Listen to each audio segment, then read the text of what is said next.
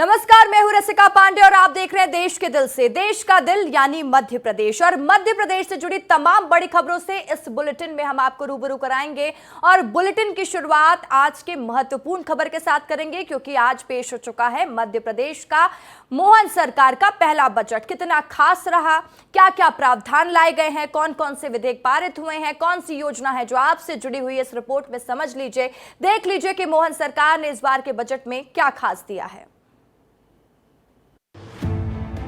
मोहन सरकार ने मध्य प्रदेश में अपना पूर्ण बजट पेश किया। ये बजट डॉक्टर मोहन सरकार में वित्त मंत्री जगदीश देवड़ा ने पेश किया। उन्होंने पहले अपने घर में पूजा पाठ की और भगवान का आशीर्वाद लिया। उसके बाद जगदीश देवड़ा अपना सूटकेस लेकर सदन पहुंचे। सूटकेस जिसमें प्रदेश की जनता का भविष्य रखा गया था। सदन में मंत्री देवड़ा ने विपक्ष के जोरदार हंगामे के बीच अपना बजट पेश किया। वित्त मंत्री ने शोर शराबे के बीच 3,65,67 करोड़ रुपए का बजट पेश किया, जो पिछले बजट से 16% अधिक है। इसमें कोई नया कर नहीं लगाया गया है। और इस बार भी बजट में पूरी कोशिश हमने की है कि कोई वर्ग वंचित नहीं रहे। और जो योजनाएं भारतीय जनता पार्टी की सरकार ने चलाई है, पहले से जो चल रही है योजनाएं, चाहे वो लाडली लक्ष्मी योजना हो, चाहे वो लाडली बहना योजना हो, कोई भी योजना बंद नहीं होगी। जहां तक सवाल राशि बढ़ाने का है, तो संकल्प पत्र जो आता है वो पूरे 5 वर्ष का संकल्प पत्र आता है। हम निश्चित रूप से उस जो हमने कहा है, जो हमने संकल्प लिया जनता के बीच में, और जनता ने ही आशीर्वाद देकर के बिठाया है, तो ऐसा है कि उनकी भावनाओं का पूरा सम्मान करते हुए वो सब काम हम करेंगे, कोई भी वंचित नहीं रहेगा। डॉक्टर मोहन सरकार ने अपना पहला पूर्ण बजट पेश कर दिया है और इसे जनहितकारी बताया है। इस बजट को लेकर प्रदेश के मुखिया सीएम डॉक्टर मोहन यादव ने भी अपनी प्रतिक्रियाएं दी हैं। सत्र 2024-25 के बजट के अवसर पर मैं पूरे प्रदेशवासियों को बधाई देना चाहूँगा।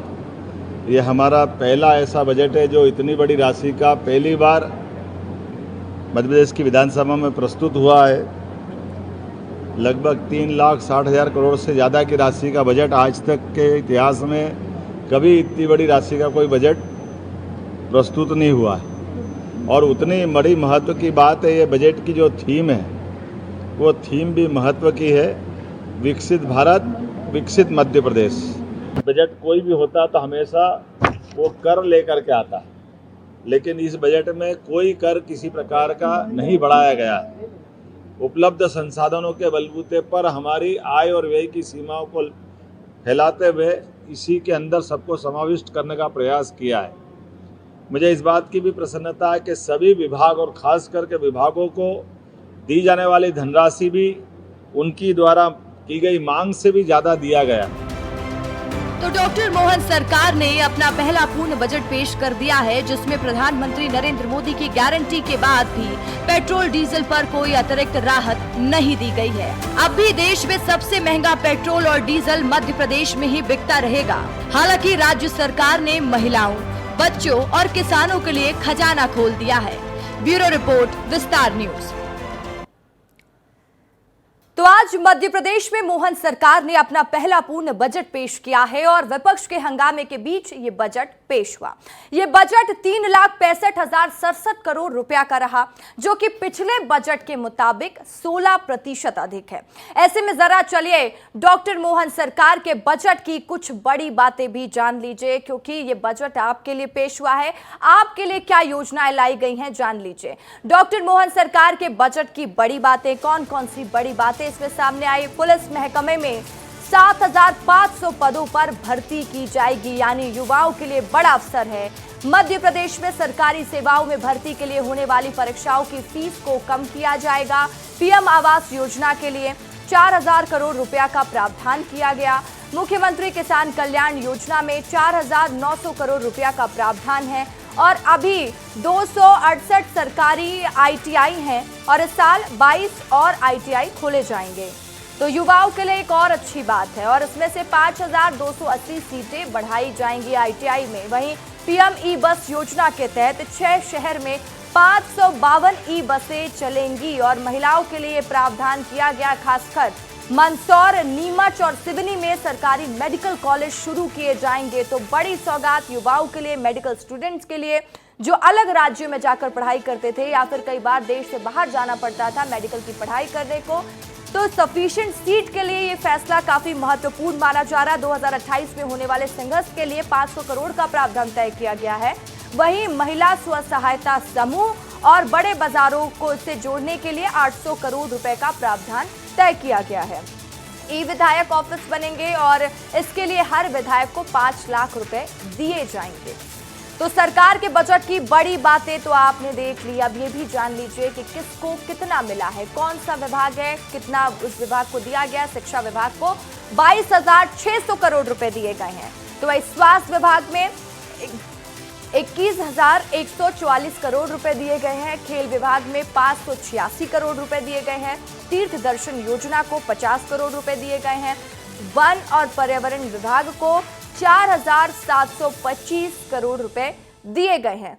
वहीं दुग्ध उत्पादक योजना के लिए 150 करोड़ रुपए दिए गए हैं। गौशाला के लिए 250 करोड़ रुपए दिए गए हैं। संस्कृति विभाग को मिले हैं 1,081 करोड़ रुपए। तो किस तरीके से हर विभाग में बंटवारा हुआ आपने समझ लिया। और इसी खबर पर ज्यादा जानकारी के साथ मध्य प्रदेश के ब्यूरो चीफ श्याम सिंह तोमर मेरे साथ लाइव जुड़ चुके हैं। श्याम, बजट पेश हो चुका है, जनता को जो आस थी वो भी पूरे हो गए हैं। महिलाओं के लिए प्रावधान लाए गए, किसानों के लिए भी प्रावधान है, लेकिन जनता को उम्मीद इससे ज्यादा भी थी कि सरकार का पहला बजट है, कुछ और भी आएगा। देखिए, वाकई में जब हम एक्सपर्ट्स के साथ में इस बजट की समीक्षा करते हैं, इसका विश्लेषण करते हैं, तो पाते हैं कि नई योजनाओं के बारे में इस बजट में कुछ नहीं है, जबकि नई योजनाओं पर सभी को लगता था कुछ नई योजनाएं आएंगी जिससे इस प्रदेश के लोगों का भला होगा। तो एक तो ये कमी खल रही है। दूसरा बड़ा प्रावधान ये भी किया कि कोई नया कर रोपित नहीं किया गया, नया कर आरोपण नहीं हुआ है। ये राहत की बात भी है। पिछली बार भी ऐसा ही था, इस बार भी ऐसा ही है। ये दो महत्वपूर्ण चीज़ें हैं। बाकी आप बता चुकी हैं कि किस तरह से किस विभाग को कितने हजार करोड़ रुपए दिए गए हैं। खासा फोकस महिलाओं पर है, युवाओं पर है, बच्चों पर है, स्वास्थ्य पर है, रोजगार पर है। आप देखिए, बड़ी बात यह है कि 11,000 पद सृजित किए जाएंगे शिक्षा विभाग में, स्कूल और उच्च शिक्षा में। इसके अलावा 7,000 पुलिसकर्मी भर्ती किए जाएंगे ताकि जो है कानून व्यवस्था बनाए रखने के लिए जो जमीनी अमला चाहिए वो तो चाहिए, और वो पुलिसकर्मी होते हैं। अच्छा प्रावधान हुआ है जो मेडिकल कॉलेज खोलने की बात कही जा रही है, वो भी ऐसे क्षेत्र में जहां के बच्चों को परेशानी भी होती थी, और वहां पर अगर मेडिकल कॉलेज खुलेगा तो मेडिकल के स्टूडेंट बढ़ेंगे और मध्य प्रदेश की स्वास्थ्य व्यवस्था में उनका योगदान होगा। ये बहुत अच्छा एक प्रावधान किया गया है। वाकई में ये बड़ा प्रावधान किया गया है, लेकिन इस पर सरकार ने मानस पहले ही बना लिया था, सोच बना ली थी। उस पर अमली जामा पहनाने का काम अब बजट में किया गया है। कोशिश ये की जा रही कि पीपीपी मोड पर, मतलब पब्लिक प्राइवेट पार्टनरशिप मोड पर अब नए मेडिकल कॉलेज शुरू किए जाएं, ताकि क्षेत्र के जो युवा हैं उनको उसी क्षेत्र में जो है मेडिकल की एजुकेशन मिल पाए, ना कि उनको बड़े शहरों की तरफ मुंह देखना पड़े और यहाँ का एडिशनल जो खर्च आता है वो वहन करना पड़े। बिल्कुल। तो ठीक है, तो आप समझ चुके हैं, शाम ने भी दर्शकों को बखूबी समझा दिया कि किस तरीके से बजट पेश किया गया और कितना जरूरी हो जाता है जब आपके क्षेत्र में ही मेडिकल कॉलेज खुल जाए। तमाम जानकारी के लिए श्याम शुक्रिया आपका। तो चलिए खबरों में बढ़ते आगे, और आज तो बात होगी बजट की, क्योंकि बजट पेश हुआ है। जनता को आस थी, कितनी जनता की आस पूरी हुई है, विस्तार न्यूज लगातार विस्तार से आपको बता रहा है। तो देखिए, मध्य प्रदेश विधानसभा के तीसरे दिन आज बजट पेश तो कर दिया गया, लेकिन हंगामे के बीच विपक्ष बजट भाषण सुनने को तैयार ही नहीं था। विपक्ष लगातार हमलावर था, नरसिंह घोटाले का मुद्दा उठ रहा था, वो नरसिंह घोटाले पर जांच कमेटी बनाने की मांग पर अड़ा रहा। वहीं शोर शराबे के बीच बजट पेश किया गया, लेकिन विपक्ष ने साफ कर दिया कि वो सदन नहीं चलने देगा। विपक्ष ने कहा नरसिंह घोटाले के जिम्मेदार को सामने लाया जाए और सदन चलने देने की कीमत विधायकों की जांच कमेटी का गठन विपक्ष ने किया। कांग्रेस लगातार इसको लेकर हमलावर नजर आई, और लेकिन मंत्री विश्वास सारंग ने दावा किया कि उन्होंने विपक्ष की बोलती बंद कर दी है। तो रिपोर्ट देख लीजिए कि किस तरीके से आज का दिन हंगामेदार रहा, और उस बीच हुआ है मध्य प्रदेश का बजट पेश। एक बात साफ है, हमने वॉकआउट कर एक बात साफ कर दी, जब तक कमेटी नहीं बनेगी तब तक हम विधानसभा चलने नहीं देंगे। मध्य प्रदेश विधानसभा मॉनसून सत्र के तीसरे दिन यानी आज बजट पेश किया गया, लेकिन विपक्ष के नेता अपनी पुरानी मांग पर अड़े रहे। मांग ये कि नरसिंह घोटाले की जांच के लिए विधायकों की कमेटी बनाओ। पूरे बजट सेशन के दौरान विपक्ष हंगामा करता रहा, वित्त मंत्री बोलते रहे और नरसिंह घोटाले पर हंगामा चलता रहा। मीडिया से बात करते हुए कांग्रेस विधायक विक्रांत भूरिया ने साफ कर दिया कि जांच के लिए कमेटी नहीं तो सदन की कार्यवाही नहीं।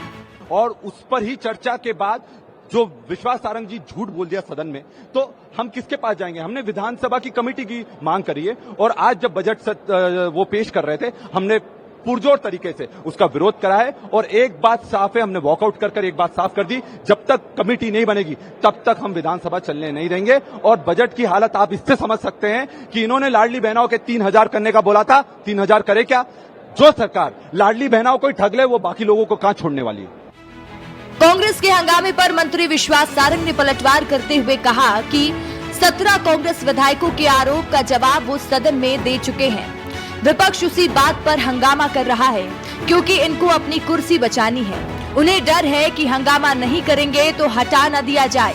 दावा किया कि कल उनके जवाब से कांग्रेस की हवा निकल गई। उत्तर दिया कल, क्योंकि फ्लोर पर उनकी पिटाई हो गई। कल हवा निकल गई, मामला टाई टाई फिस हो गया। अब उस फूटे हुए गुब्बारे में हवा भरने के लिए बजट के दौरान हंगामा करना, ये कांग्रेस की हारी हुई मानसिकता का परिचायक है।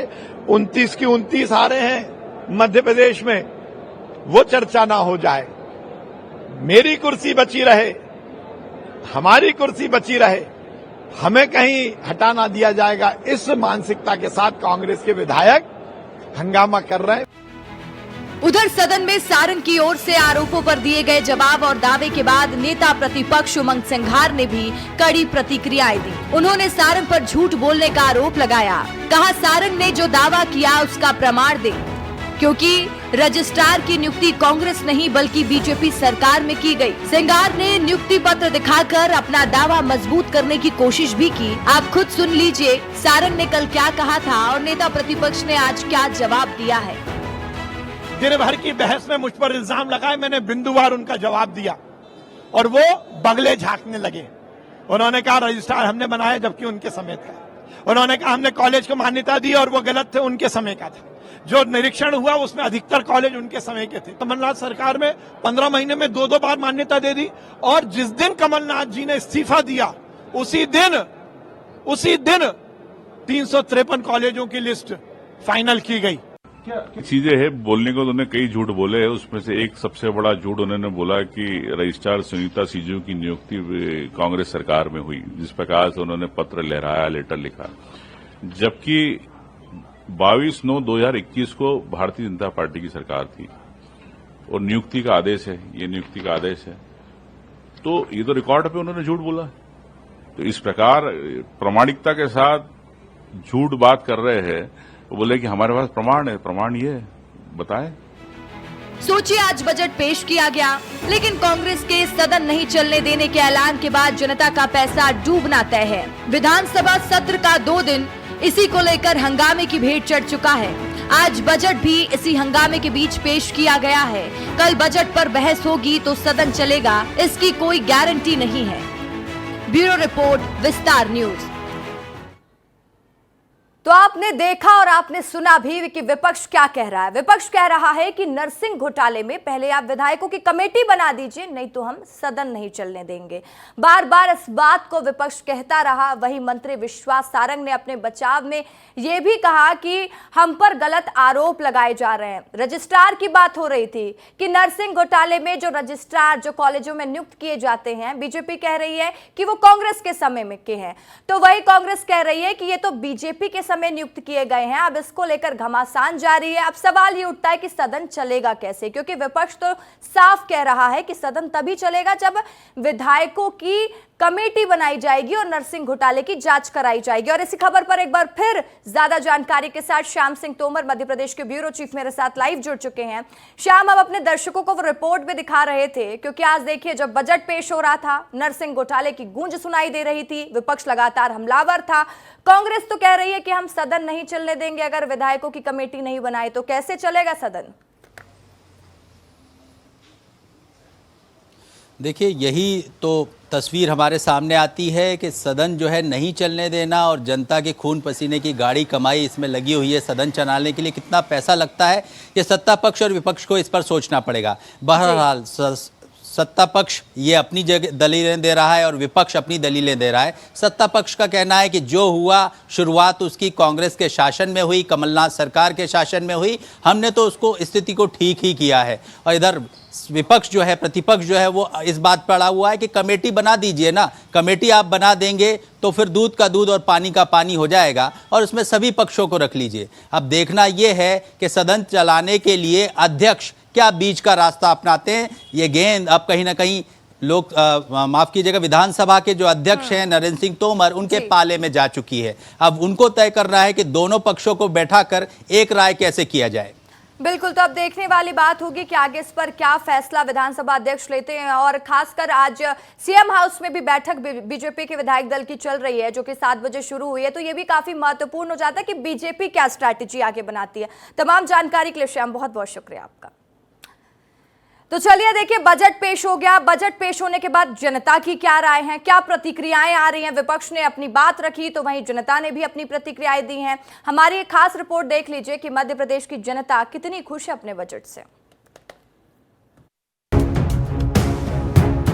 79,000 करोड़ रुपए के कर्जे में हमारी सरकार उन्हीं में पैसा देना चाहते जिसमें भ्रष्टाचार है। हमारे जो प्रदेश के वित्त मंत्री जी हैं, उन्होंने सभी वर्गों के लिए जो है वो द्वार खोल दिए गए हैं। ग्वालियर शहर के अंदर जो ई बसेस का जो प्रावधान किया गया है, मुझे लगता है कि वो स्वागत योग्य है। तो बहुत अच्छा है। नबातुल्लाह हर क्षेत्र के लोगों का ध्यान रखा, स्वास्थ्य, शिक्षा, किसान। बुधवार को डॉक्टर मोहन सरकार ने अपना पहला बजट पेश किया। वित्त मंत्री जगदीश देवड़ा ने विपक्ष के जोरदार हंगामे के बीच अपना पूर्ण बजट पेश किया। 3.65 लाख करोड़ रुपए का बजट पेश किया गया, जो पिछले साल के मुकाबले 16% अधिक है, जिसको लेकर विपक्ष लगातार सत्ताधारी दल को घेरने में लगा हुआ है। मध्य प्रदेश सरकार के 2 बजट है। एक बजट है जो सरकार को जनता को बताना है, जो 80,000 करोड़ रुपए के लगभग घाटे का आएगा। दूसरी तरफ, जैसा मैंने पहले भी कहा कि 3,79,000 करोड़ रुपए के कर्जे में है हमारी सरकार। 45,000 करोड़ रुपया हर वर्ष आपको सिर्फ देनदारियां देनी होती थी, ब्याज और आपकी देनदारियां। ये कर्ज, क्राइम और करप्शन की सरकार है, ये लूट की छूट की सरकार है, ये घाटे के बजट लाने वाली सरकार है। ये सरकार सिर्फ और सिर्फ हर साल उसी बजट को रिमेप फिर से बताकर घाटे का बजट पेश करने वाली सरकार है। सरकार उन्हीं में पैसा देना चाहते जिसमें भ्रष्टाचार है। हम कहना चाहते हैं किसानों के लिए कौन सी आप बात करना चाह रहे हो। युवाओं को रोजगार पोर्टल के अंदर, रोजगार पोर्टल में इतने लाखों युवा है, उन बेरोजगार है, उनकी बात नहीं करना चाहते हो। किसानों की बात नहीं करना चाहते हो। 2700 रुपए क्विंटल घोषणा पत्र के अंदर नहीं बात करी। ये सिक्का घोटाले है जिसके अंदर ही घोटालों में पैसा देना चाहते हैं, लेकिन आम युवा की, किसान की बात नहीं करना चाहते। प्रदेश में युवाओं की नौकरी की बात नहीं करना चाहते। डॉक्टर मोहन सरकार के बजट पर विपक्ष आरोपों की छड़ियां लगा रहा है, लेकिन डॉक्टर मोहन सरकार का कहना है कि ये बजट जनहितकारी है और जनता के लिए है। ऐसे में विस्तार न्यूज ग्राउंड जीरो पर पहुंचा और जाना कि आखिर डॉक्टर मोहन सरकार के पूर्ण बजट पर जनता की क्या राय है। बिल्कुल फायदेमंद तो होना ही है। जनता के हित में आज बजट को पेश किया गया है। आप देखिए, जितनी भी योजनाएं हैं, कोई भी योजनाएं बंद नहीं हुई हमारी, तो उनका उनमें नया प्रावधान किया गया है। करोड़ों की राशि जोड़ी गई है ताकि इसको नया रूप दे सके। इस बजट में हमारे जो प्रदेश के वित्त मंत्री जी हैं, उन्होंने सभी वर्गों के लिए जो है वो द्वार खोल दिए गए हैं सब। और अगर हम देखें, सबसे महत्वपूर्ण प्रगतिशील प्रावधान जो मुझे लगा वो है ऊर्जा को लेकर। अगर ऊर्जा हमारे प्रदेश में अच्छी रहेगी तो सभी प्रकार के प्रगतिशील कार्य होंगे। ग्वालियर शहर के अंदर जो ई बसेस का जो प्रावधान किया गया है, मुझे लगता है कि वो स्वागत योग्य है। और इसमें हम जिला प्रशासन और प्रशासन से ये भी मांग करेंगे कि ग्वालियर शहर के अंदर छोटी ई बसें चलाई जाएं। ये संतुलित बजट है मेरे हिसाब से, मेरे ख्याल से, क्योंकि सबसे पहले जनता को सिर्फ ये भय रहा था किसी भी बजट आने के पहले कि कल से टैक्स बढ़ जाएगा। ऐसा कुछ नहीं हुआ। जिसके लिए मोहन सरकार को शुभकामनाएं। तो बहुत अच्छा है। नपतुल्ला हर क्षेत्र के लोगों का ध्यान रखा, स्वास्थ्य, शिक्षा, किसान, महिला, सभी वर्गों का विशेष ध्यान रखा गया इस बजट में। तो मैं इस बजट से तो पूर्ण रूप से संतुष्ट हूँ। कल्याणकारी बजट है और वर्तमान का जो प्रासंगिक मुद्दा है बालिकाओं के सर्वांगीण विकास के लिए जेंडर बजट को इस बार बहुत ज़्यादा प्राथमिकता दी गई और उसमें वृद्धि भी की गई। ये हमारी सरकार के लिए बहुत ही सराहनीय बात है और हम इससे महिला होने के नाते अति प्रसन्न हैं। और साथ ही में जो बच्चे प्रतियोगी परीक्षा की तैयारी कर रहे हैं, जो भर्ती में फीस लगती थी उसको कम करने का प्रावधान भी इस बजट में किया है, जो प्रशंसनीय है। आपने ये तो सुन ही लिया कि मोहन सरकार के पूर्ण बजट पर जनता ने क्या कुछ कहा, लेकिन ये तो आने वाला समय बताएगा कि मध्य प्रदेश के 2024 बजट को लेकर मोहन सरकार के दावे सही हैं या फिर विपक्ष की बात सही है। साथ ही इस बात का भी फैसला हो जाएगा कि ये बजट कितना जनहितकारी है। ब्यूरो रिपोर्ट, विस्तार न्यूज। तो आपने सुना कि जनता क्या कह रही है बजट को लेकर, वहीं कांग्रेस क्या सवाल खड़े कर रही है, क्योंकि जीतू पटवारी तो इसे घाटे का बजट बता रहे हैं। तो वहीं उमंग संघार ने भी आरोप लगाया है, लेकिन मुख्यमंत्री डॉक्टर मोहन यादव ने कहा है कि जनहितकारी बजट है ये। अब ये बजट कितना जनहितकारी है ये तो आने वाला समय बताएगा, लेकिन जनता तो फिलहाल अभी खुश नजर आ रही है। लेकिन आगे जनता का क्या रिएक्शन होता पूरे बजट को लेकर, वो भी हम अपडेट आपको देंगे। तो देखिए, मानसून सत्र की बात तो हमने कर ली, लेकिन मध्य प्रदेश में अब जान लेते हैं कि मौसम का हाल क्या है, क्योंकि मध्य प्रदेश में मानसून 6 दिन लेट पहुंचा है, लेकिन मानसून ने निराश नहीं किया है मध्य प्रदेश वासियों को। ऐसा मैं क्यों कह रही हूं, क्योंकि कई जिलों में बादल जमकर बरस रहे हैं। हालांकि मौसम विभाग का कहना है कि 4.5 इंच बारिश हुई है, यानी कि प्रदेश में 10% कम बारिश अभी तक दर्ज की गई है। की वजह यह भी हो सकती है कि मानसून 6 दिन बाद पहुंचा, लेकिन जुलाई में ज्यादा बारिश होने की संभावना भी मौसम विभाग ने जताई है।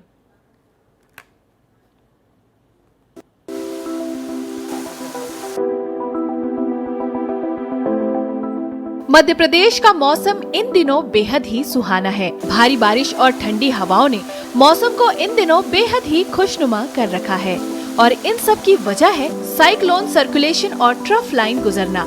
एक साथ 2 सिस्टम एक्टिव होने की वजह से भोपाल और इंदौर में दोपहर बाद तेज बारिश हुई और इसका असर न सिर्फ भोपाल और इंदौर में देखने को मिला, बल्कि पूरे प्रदेश भर के कई जिलों में ऐसे ही मौसम रहा।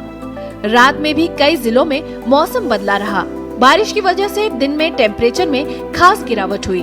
मौसम ठंडा हो रहा है, लेकिन कुछ जगहों पर ये मौसम में बदलाव समस्या का कारण भी बना हुआ है। ऐसे ही एक घटना मुरैना से सामने आई है, जहां इमलिया पंचायत में सड़क और नालियों का निर्माण न होने से रास्ते में बारिश का पानी भर गया है। रास्ते में पानी भर जाने से रहवासी बेहद ही परेशान है। खासकर बच्चे, वृद्ध और महिलाओं को काफी परेशानियों का सामना करना पड़ रहा है। ग्राम पंचायत इमलिया में करीब 500 मीटर की दूरी तक सड़क पर दलदल हो गया है। पंचायत के जिम्मेदारों ने सड़क और नालियों का निर्माण अधूरा छोड़ दिया है।